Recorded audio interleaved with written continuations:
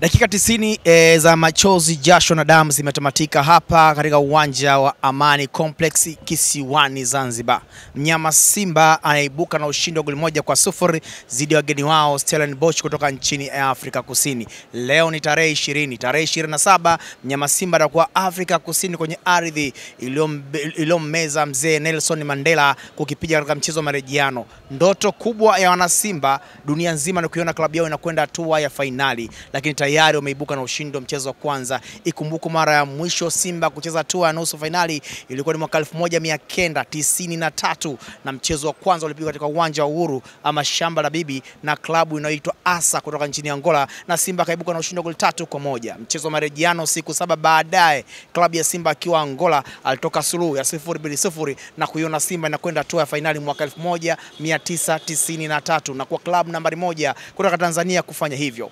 Je, safari hii nini kitatokea? Historia itajirudia kuishuhudia Simba ikienda hatua ya fainali, na itakuwa ndo klabu ya kwanza Tanzania kwenda fainali mara ya pili katika mashindano ya vilabu barani Afrika. Mimi ni Isike Freddy kutokea hapa, lakini hii na Kivona Sports. Tufuate Instagram, tufuate Facebook, tufuate kila maeneo unaweza kutupata, lakini hapa mjini YouTube unatupata kila leo. Sisi tumechagua kukuhabarisha. Tunakwenda kuzungumza na nani? Tunakwenda kuzungumza sasa na mkurugenzi mtendaji wana Kivona Media, ambao ndani yake kuna na Kivona Sports, lakini pia kuna na Kivona TV.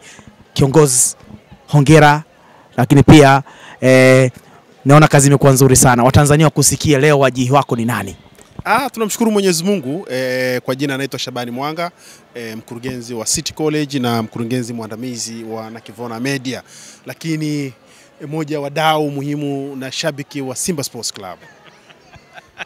Shabiki wa klabu ya Simba tunazungumza naye leo. Simba anapata ushindi katika ardhi ya upande wa pili wa Tanzania kisiwani Zanzibar. Robo finali Simba alipata Tanzania bara, nusu finali kacheza Tanzania visiwani. Ulitegemea kuona Simba anapata goli moja pekee? Sikutegemea kwa kweli kuona Simba nayojua mimi ikipata goli moja. Tulikuwa tunataraji mvua ya magoli, kuanzia magoli 3 kwenda juu. Hayo ndio yalikuwa matarajio yetu, lakini ukipanga unajua Mwenyezi Mungu ameshapanga. Kwa hiyo sisi tunamshukuru Mwenyezi Mungu kwa kupata goli moja ambalo kwetu ni muhimu mno. Msiwachukulie poa wa Stellenbosch wa South Africa, wanaujua mpira kweli na wanaubonda, na isingekuwa uhodari na ukubwa wa Simba Sports Club hapa tungetoka 0-0. Na hii ukiangalia mechi zote zilizochezwa kuanzia jana, ukiangalia mechi zinazoendelea katika hii hatua ya nusu finali na timu zote zinazoshiriki kwenye hatua ya nusu finali, ima kule kwa maana klabu bingwa, lakini na huku shirikisho, timu zinapata magoli kwa shida sana, na Simba inakuwa ndo timu pekee ambayo haijawahi kutoka uwanjani bila kushinda magoli moja na kuendelea tangu mashindano haya yanaanza. Hii ni kumshukuru Mwenyezi Mungu na kuwataka wachezaji wetu waendelee, lakini kulishukuru benchi la ufundi. Kwa hiyo leo tumetoka kibabe, watazamaji na mashabiki wa Simba Sports Club.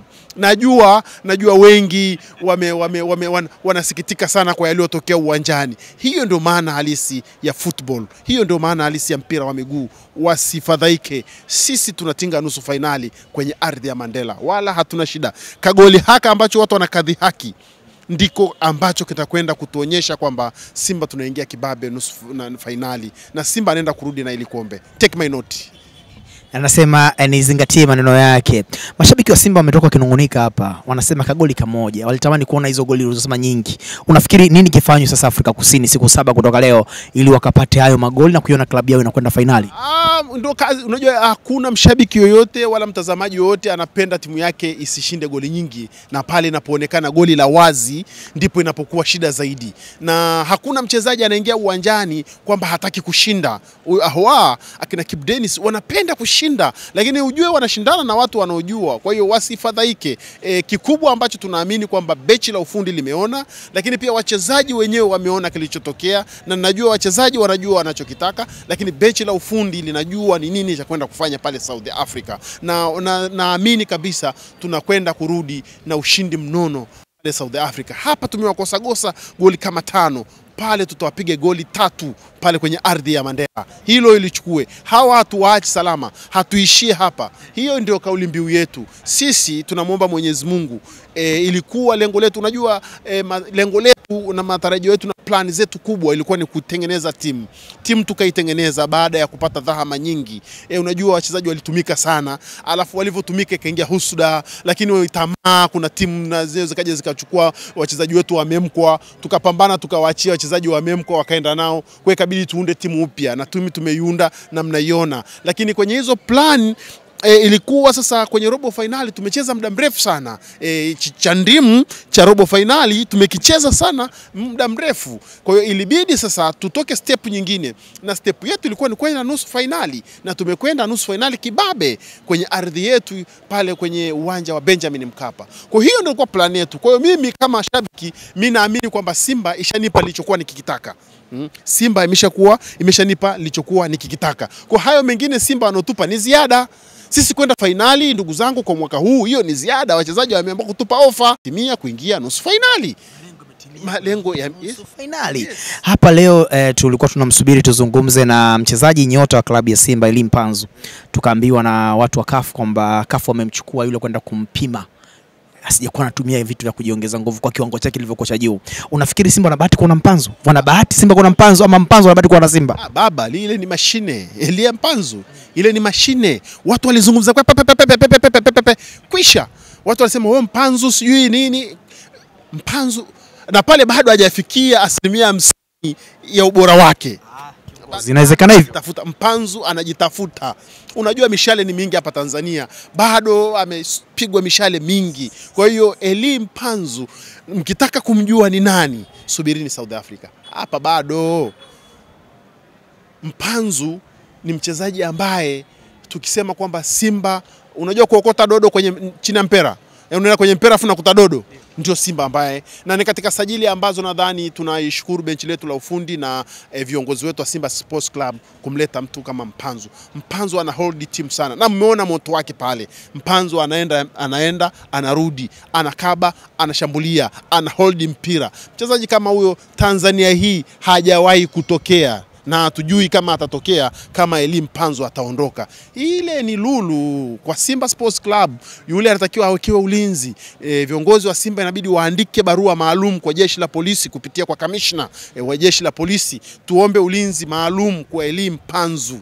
Kwanza hacheki, hajivuni, yeye na mpira. Rafiki yake ni mpira na goli. Na ukiona vitu vingi alivyokuwa akivitengeneza uwanjani, utastaajabu sana. Kwa hiyo tunamshukuru Mwenyezi Mungu, Elie Mpanzu ameweza kulipa kile ambacho wana Simba walikuwa kikihitaji. Yule ni mchezaji baba. Kafu, wakitoka Kafu wanaweza wasipate majawabu, wataomba FIFA, madaktari kutoka FIFA waje wamwangalie. Na pili, ana mashtaka. Mpanzu ana mashtaka. Inakuwaje anakuja kucheza ardhi ya Tanzania wakati kuna ardhi nyingine ambapo mpira ulipozaliwa Ulaya angetakiwa kwenda kucheza, na zipo timu zinamnyemelea, lakini sasa amekuwa tumemnyang'anya simu mara nyingi sana, nyang'anywa simu. Sasa hivi anabidi aishi bila simu. Akitaka kuzungumza ndugu jamaa na marafiki inabidi aende kwenye ofisi za Simba Sports Club ili aweze kuzungumza nao, kwa sababu si tu timu kutoka nje, hata wenzetu madunduka wale wanamsakasaka, wanataka tuendelee. Bwana mtazamaji, tunataka kuzungumza na mkurugenzi wa Nakivona Media. Amezungumza mengi kuhusiana na mchezo wa Simba, lakini hapa Zanzibar kuna mengi sana ambayo tunakwenda kuzungumza naye. Narudia tena, mimi ni Sike Fred, ndo reporter wako kutokea Nakivona Sports, lakini sipo peke yangu, nipo na camera woman, muite Madam Jackie. Yeye anakwenda kufanya kila kitu kione kizuri. Nikimaliza hii ya kwanza na kwenda kuongea na mkurugenzi kitu kingine, kwa nini tupo Zanzibar.